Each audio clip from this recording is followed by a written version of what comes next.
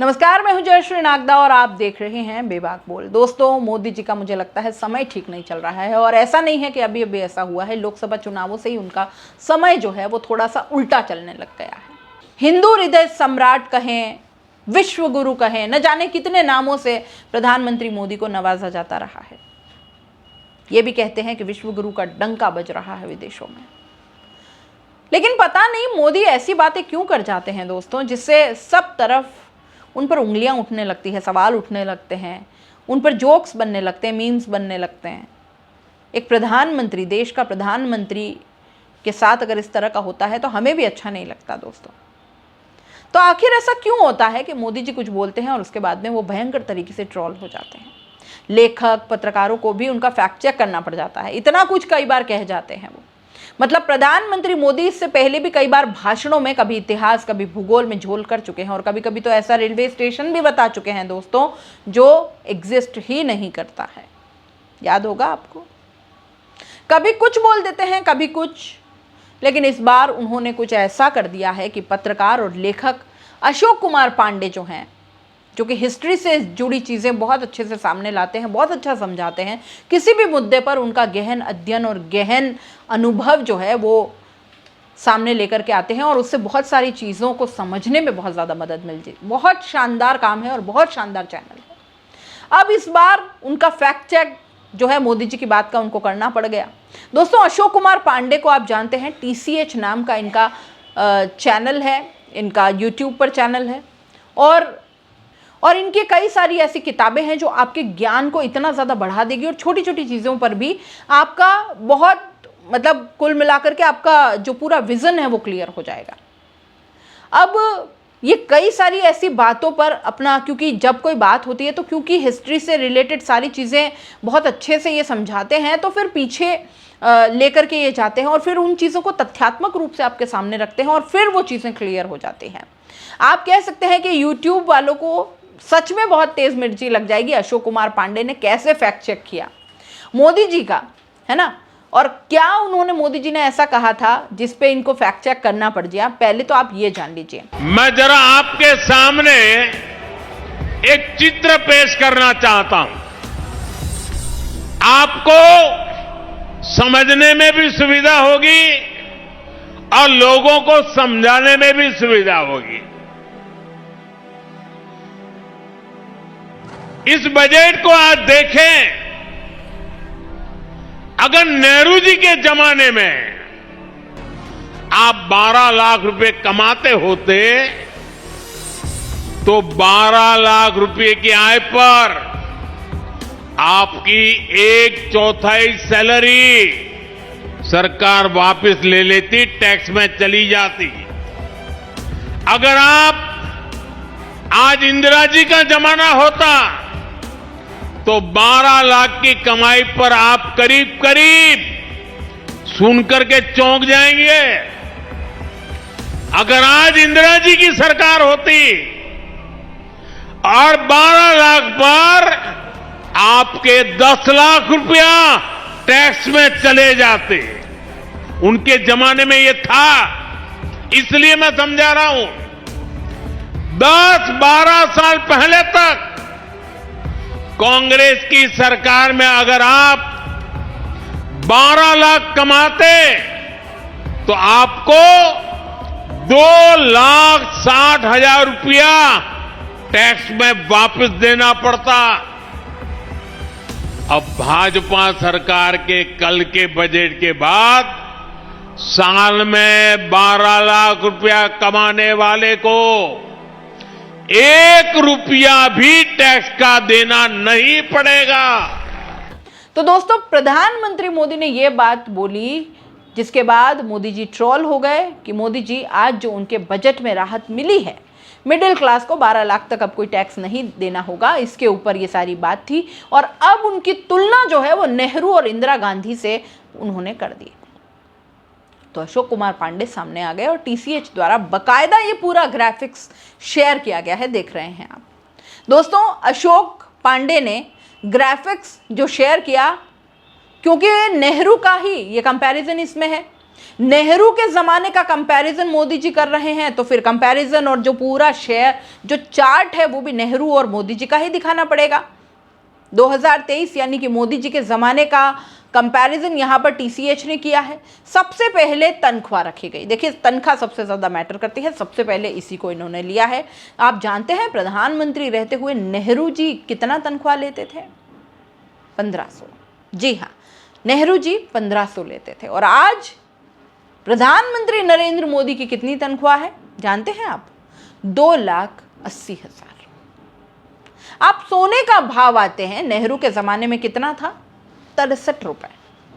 63,000 नहीं, 63 रुपए। 63 रुपए में 1 तोला। सोचिए, अगर टाइम मशीन के जरिए आज आप उसमें चले जाएं उस जमाने में, तो आपकी जेब में जितना भी कैश रखा है, मतलब 300, 400, 500 तो रखते ही हैं लोग, इतना तो लेते हैं, जेब में लेकर चलते हैं, तो उसमें न जाने कितने तोले सोना खरीदाएं आप। लेकिन आज सोने का क्या भाव है? जितना मैं जानती हूं दोस्तों, 85,000 निकल चुका है। पिछले साल दिवाली के टाइम पर ही 80,000 के पार हो चुका था, अभी 85 के समथिंग चल रहा है। इसके अलावा दोस्तों गेहूं का भाव भी तो यहां पर देखना पड़ेगा ना, खाते क्या हैं हम।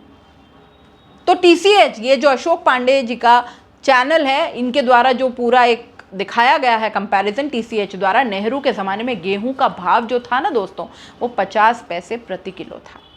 और गेहूं का भाव आज क्या है? 40 रुपए प्रति किलो।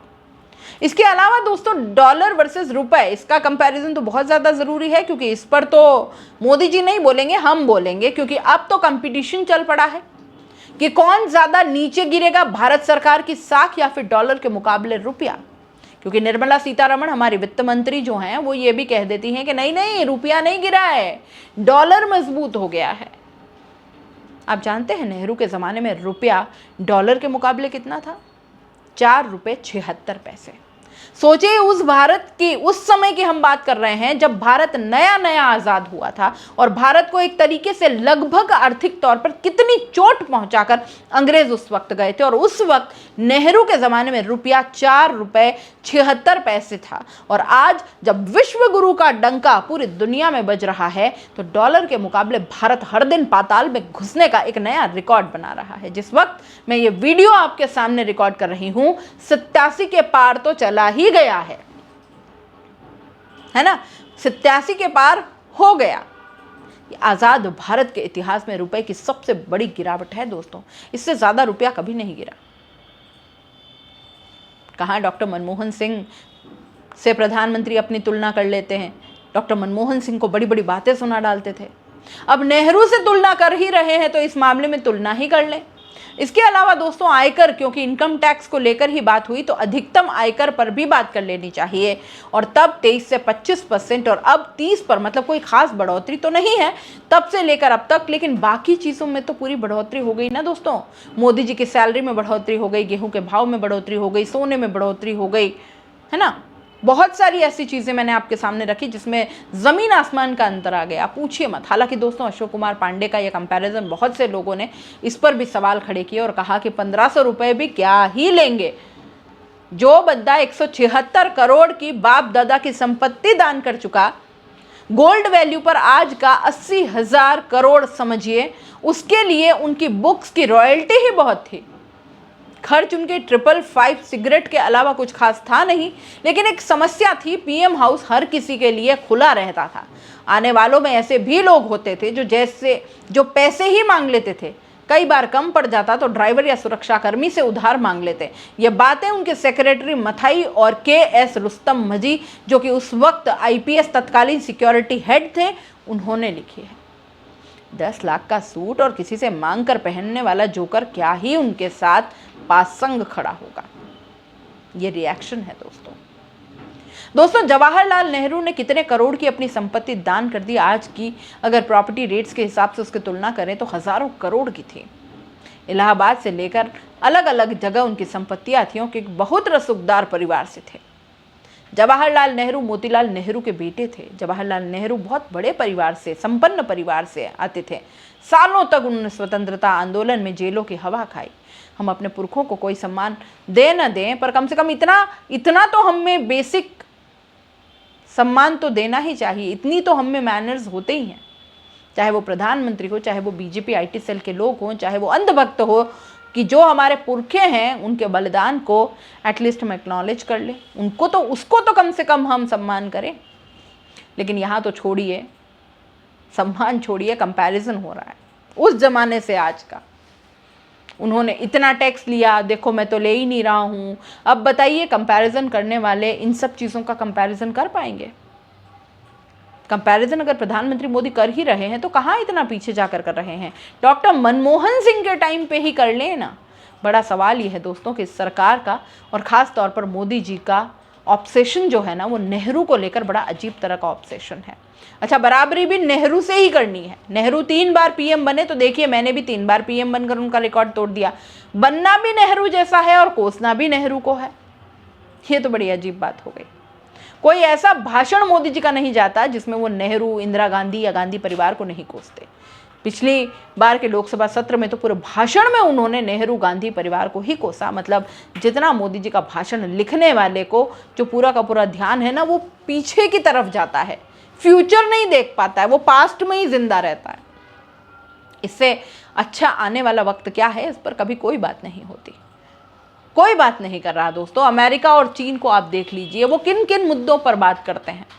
टेक्नोलॉजीज पे बात करते हैं, AI पर बात कर, AI का युद्ध चल रहा है। किसका AI ज़्यादा अच्छा, किसका ज़्यादा सटीक, किसका ज़्यादा किफ़ायती, यहाँ कोई बात ही नहीं। मतलब भारत का कोई AI नहीं होगा। हमारे प्रधानमंत्री को इसका लेकर क्या विजन है, 1-2 भाषण में कभी कभी कोई बात बोल देते हैं, उसको आप छोड़िए। भारत सरकार AI को लेकर क्या सोच रही है? राहुल गांधी ने इस मुद्दे पर कोई गंभीर सवाल उठाए हैं। कल मैन्युफैक्चरिंग सेक्टर हमारा हाफ रहा है, इसको लेकर भारत सरकार के पास क्या विजन है? कोई विजन नहीं है। विजन तो तब होगा ना दोस्तों जब मोदी जी को पिछले 70 सालों से ही फुर्सत मिल जाए। पास्ट में जीने से वो पहले प्रेजेंट में और फिर फ्यूचर के बारे में तो सोचने लग जाएं। और ये हाल भी कब है दोस्तों? जब 10-11 साल आपने राज कर लिया, केंद्रीय सत्ता में आप इन 11 सालों की बात करिए साहब। पिछले 70 साल छोड़िए, पिछले 70 साल अगर उनके मान लेते हैं बहुत ज़्यादा खराब थे, तब भी आपको मौका मिला ना। क्या बना, क्या आपने क्या बड़ा कर लिया? उन चीज़ों को लेकर आइए अगर आपने किया है, ताकि जनता को यह पता चले कि जो 70 साल में नहीं हुआ वो अब हुआ। मोदी जी को 10 साल हो गए PM बनते हुए। अब तो मोदी जी को ये सब बंद कर देना चाहिए और अपना खुद का रिपोर्ट कार्ड अब तक तो बन ही जाना चाहिए था। 11 साल के 11 काम भी होते ना दोस्तों तो बड़ी बात थी। तो फिर ऐसे मजाक नहीं उड़ेगा। इसलिए प्रियंका गांधी ने भी प्रधानमंत्री मोदी का मजाक उड़ाते हुए उन्हें रोंदू नेता कह दिया। मोदी जी कहते हैं कि नेहरू जी की वजह से ऐसे बहुत काम है जो हो नहीं पाए, कि ये देश रुक गया नेहरू जी की वजह से। जो कर नहीं पाते फट से नेहरू जी का नाम निकाल के बहानेबाजी शुरू करते हैं कि नहीं। और केजरीवाल जी क्या कहते हैं कि मोदी जी की वजह से काम नहीं कर सकते।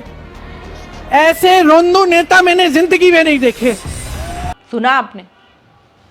तो आप बताइए दोस्तों कि हर बार, हर मुद्दे पर, हर संकट पर, हर चीज़ पर नेहरू से कंपैरिजन करना मोदी जी का अपना एक अलग ऑब्सेशन हो चला है। और अब जनता को भी वो उसी तरीके से सोचने पर मजबूर करते हैं कि 70 साल में देखिए नेहरू ने ये किया, इन्होंने, गांधी परिवार ने ये किया।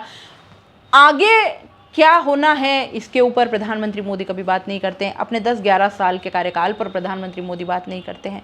आप इस पूरे मामले को किस तरह से देखते हैं? अपनी राय कमेंट बॉक्स में लिख भेजिएगा। जाते जाते चैनल को लाइक, शेयर और सब्सक्राइब जरूर कर दीजिएगा दोस्तों। नमस्कार।